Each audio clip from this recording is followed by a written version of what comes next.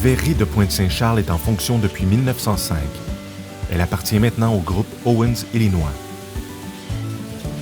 Nous sommes un fabricant de contenants de verre pour l'alimentation, les spiritueux et les bières. En octobre 2013, notre fournisseur était en danger de fermer ses portes et aussi, on était le seul fabricant de contenants de verre qui restait au Québec. Avec le doute qui s'installe, les employés demandent le soutien du syndicat pour trouver une solution au manque de verre recyclé. On voyait que ça marchait bien au niveau de la consigne sur les bouteilles de bière et que si on avait une consigne sur les autres contenants qui sont sur le marché, le verre arriverait à la bonne place. C'est lors de l'Assemblée annuelle des métallos en 2015 que les employés de l'usine présentent une première résolution pour faire pression sur le gouvernement. Qu'il soit résolu que le syndicat des métallos, de concert avec la FTQ, poursuive les démarches afin que soit instaurée une consigne sur tous les contenants de verre. Le syndicat des métallos exige une consigne sur les bouteilles de vin. Les travailleurs du syndicat des métallos de plusieurs usines au Québec se sont réunis aujourd'hui devant une quinzaine de succursales de la SAQ pour distribuer des tracts. Merci encore à tous les gens qui nous ont aidés dans les sacs. Ça a été un fier succès de la solidarité des métallos. En novembre 2017, les métallos lancent une campagne sur la consigne, de concert avec les travailleurs de la SAQ, affiliés à la CSN et au SCFP. C'est un peu plus de 180 millions de bouteilles de verre que la SAQ vend qui est enfouie à chaque année. C'est pas correct. C'est terrible, c'est absurde. C'est épouvantable. C'est triste. C'est de la pollution. C'est du gaspillage. On pourrait s'en servir. Dans un pays comme le Québec, on devrait récupérer le verre à 100 Printemps 2018. Dans une vingtaine de villes, les militants se réunissent pour faire signer une pétition en appui à la consigne.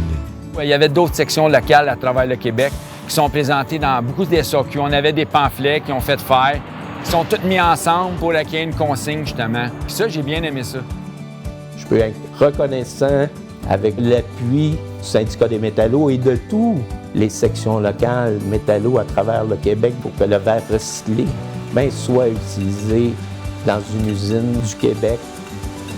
Suite à cette mobilisation, plus de 35 000 signatures sont recueillies et déposées à l'Assemblée nationale. Été 2019, suite à l'initiative de la députée Ruba Gazal, le gouvernement tient une commission parlementaire sur le verre, où les métallos prennent la parole. Les bouteilles de verre qui sont déjà utilisées, c'est comme une mine. C'est un gisement où, effectivement, on va chercher une matière première comme on irait chercher du minerai dans une mine. C'est ce qu'on demandait aux métallos, on demandait à la FTQ d'arriver, de travailler, que le gouvernement amène une consigne sur les contenants de verre du Québec. En janvier 2020, la bataille entreprise par les métallos de chez Owens Illinois aura mené à une grande victoire collective. À l'avenir, on va consigner toutes les bouteilles. Évidemment, il y a toujours des groupes de pression qui s'y opposent, mais on a résisté. Les syndicats, ils bougent, c'est bon. Je pense qu'on aime ça recevoir des sous quand on récupère. Ça va peut-être inciter justement les gens à aller les porter. Déjà qu'ils le faisaient avec les canettes et qu'ils le faisaient avec ces choses-là, si tout le monde y va, on va y aller. Ça fait longtemps que ça aurait déjà été fait. Très d'accord à 150 %. C'est une bonne chose. Ils le font en Ontario, ils le font dans d'autres pays, alors c'est le temps qu'on le fasse au Québec. Plus important pour l'environnement aussi. Jeter ça dans les poubelles, c'est un gaspillage. En plus, ça va créer de l'emploi, je pense. La nouvelle génération nous a à l'œil. À l'été 2022, Owens Illinois et le gouvernement du Québec annoncent un investissement dans l'usine de Pointe-Saint-Charles. Sans cet investissement-là et sans la consigne, je pense qu'on serait... Peut-être qu'on aurait fermé éventuellement. Là, en rajoutant de l'argent, ça permet de garder 340 jobs. La mise en place de la consigne assure l'approvisionnement en verre et le maintien des emplois.